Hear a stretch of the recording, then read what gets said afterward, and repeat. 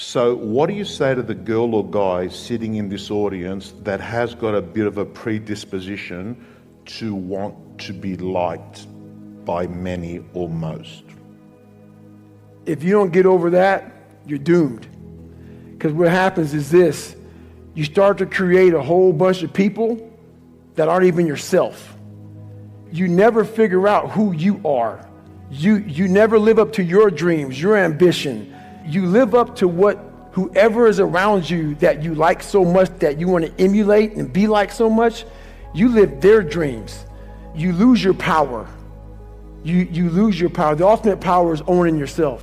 I had to reinvent a human being. I sat at home for so many fucking nights by myself, broken, not just physically, mentally, spiritually. But then I sat back and said to myself, I invented a motherfucker. I actually sat back when I was fat, nasty, out of shape, miserable, and created a human being in my mind that didn't even exist, and said, that's what I want to be. I want to be that guy. I want to be a guy that's capable of doing exactly what I'm doing today. And you have to, if you weren't born that guy, that mentally strong guy, he can be made. Woman, man, whatever the hell you are, it can be made. But in making that person, you have to be able to turn down book deals. You have to be who the fuck you are every day of your life, and never care about anybody who gets in your way that says you're not doing something the proper way. I was always afraid of people not wanting to, like when you get beat as bad as I did, I lied all the time. I wanted to be accepted and loved and all that shit, that I created about 50 people. Whatever you like, I like. Just if you would be my friend, just be my friend. And that's where we get lost in life. When I post about suffering, this whole new, kinder, gentler, soft-ass fucking world, they just fucking, oh God, this is horrible. We talking about, no. Suffering, if you know how to do it without making it out to be like, I'm not talking about you have to go through cancer. But I guarantee one thing, man, I bet you're a better motherfucker mentally, if you look at it the right way. Everything I went through in my life, every bad fucking thing I went through in my life, the 2 heart surgeries, all the name calling, being everything I went through. If you learn how to flip that motherfucker on top of his head and say, hang on, there's so much power in this fucking thing. And if you look at life as it is a trial ground, a testing ground for where you need to belong, where you need to go, suffering is a fact of life. And if you look at suffering the right way, it's a great tool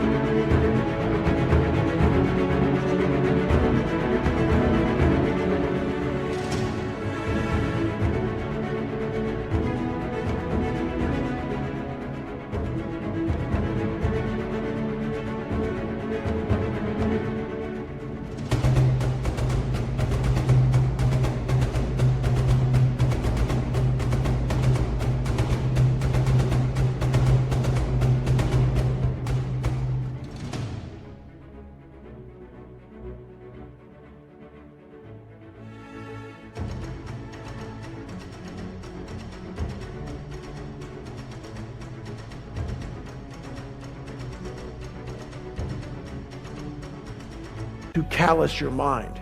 If you look at it as suffering, woe is me, this is bullshit, God, kicking rocks. If you look at it like, okay, motherfucker, you're testing me now. I get it. Whenever I'm being like depressed, I go through depressed moments, I go, oh, hang on, I'm getting tested. So you have to be aware of all the signals and signs that are being given to you from the world. One of them is if you feel bad, you're being tested. How are you going to perform under that? And that's suffering is a part of life, very needed. That's the only place, man. I'll never forget when I was younger and I lived in a $7 a month place and it fucked up. Everything was jacked up.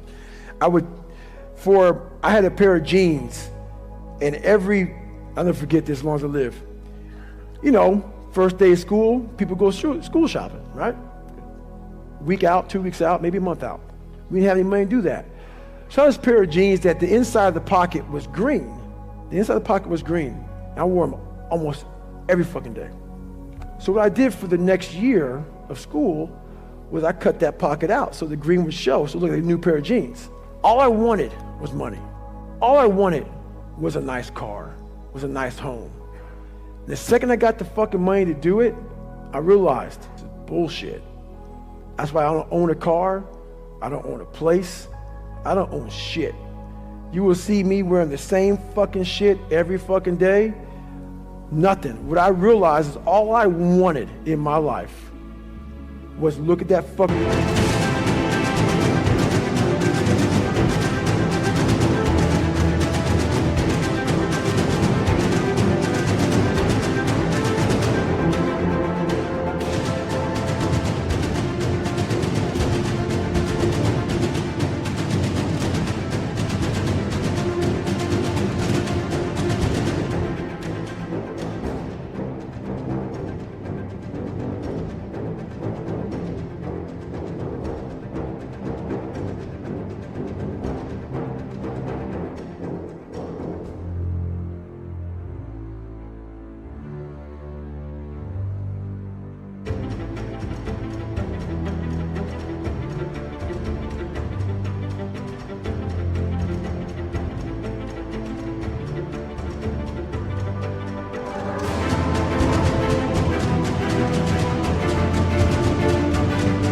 in that accountability mirror and be proud of. And everything else went away.